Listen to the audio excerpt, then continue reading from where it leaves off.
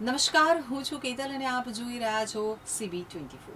વડાપ્રધાન નરેન્દ્ર મોદીએ પેટ્રોલ અને ડીઝલના ઉપયોગ ઉપર કાપ મૂકવા માટે અપીલ કરી છે। તો વડાપ્રધાનની આ અપીલને લઈ અને ગુજરાતમાં અમલ શરૂ કરી દેવામાં આવ્યો છે। રાજ્યપાલ આચાર્ય દેવવ્રત પોતાના કાફલાનો ઉપયોગ હવે નહીં કરે।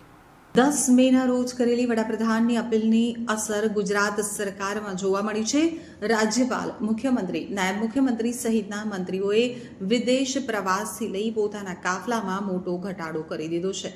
રાજ્યપાલ પણ હવે પોતાની દરેક યાત્રા એસટી બસ અને ટ્રેનમાં કરશે। તો બીજી તરફ ગુજરાત યુનિવર્સિટી દ્વારા કાર પુલિંગનો નિર્ણય લેવામાં આવ્યો છે। તો આવું જાણીએ કયા નેતાઓએ પોતાની કઈ સુવિધામાં કેટલો ફેરફાર અને ઘટાડો કર્યો છે।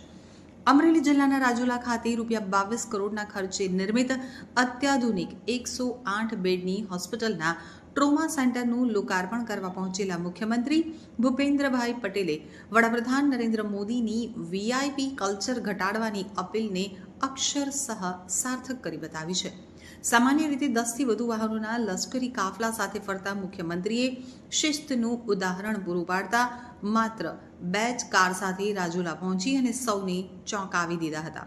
ગુજરાતના રાજ્યપાલ આચાર્ય દેવવ્રતે પણ પર્યાવરણ જાળવણી અને ઈંધણ બચતના ઉમદા હેતુથી એક પ્રેરણાદાયી નિર્ણય લીધો છે, જે અંતર્ગત તેઓ હવે હેલિકોપ્ટર કે વિમાન સેવાને બદલે એસટી બસ અને ટ્રેનમાં મુસાફરી કરશે।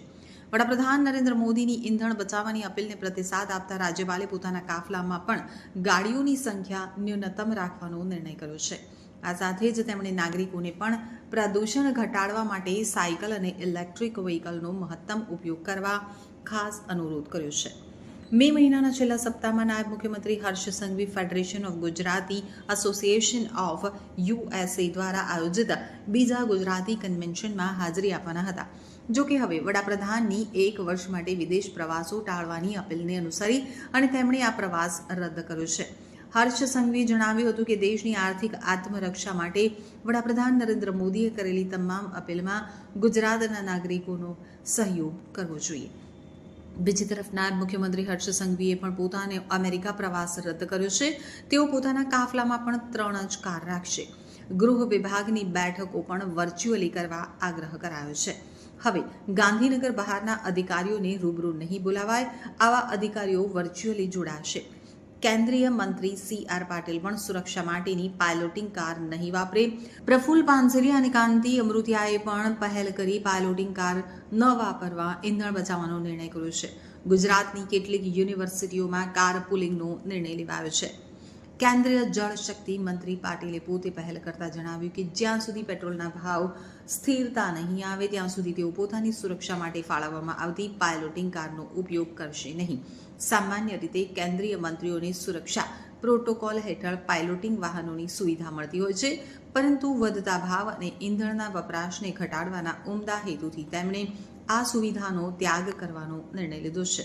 આ ઉપરાંત રાજ્યના આરોગ્ય મંત્રી પ્રફુલ્લ પાનસેરિયાએ પણ પાયલોટિંગ કારનો ઉપયોગ ન કરવાનો નિર્ણય લીધો છે। તો ગુજરાત યુનિવર્સિટીમાં હાલ વર્ક ફ્રોમ હોમની કોઈ વ્યવસ્થા નથી, પરંતુ કાર પુલિંગનો નિર્ણય છે, જે અંગે સત્તાવાર પરિપત્ર પણ કર્યો છે। યુનિવર્સિટીના કુલપતિ નિર્જા ગુપ્તાએ જણાવ્યું હતું કે જે પણ કર્મચારી અધિકારી કાર લઈને આવતા હોય તે તેમની સાથે નજીકમાં કે આસપાસ રહેતા કર્મચારી અને અધિકારીને સાથે લઈને આવે, જેનાથી વાહનો વપરાશ માટે ઈંધણની બચત થઈ શકે।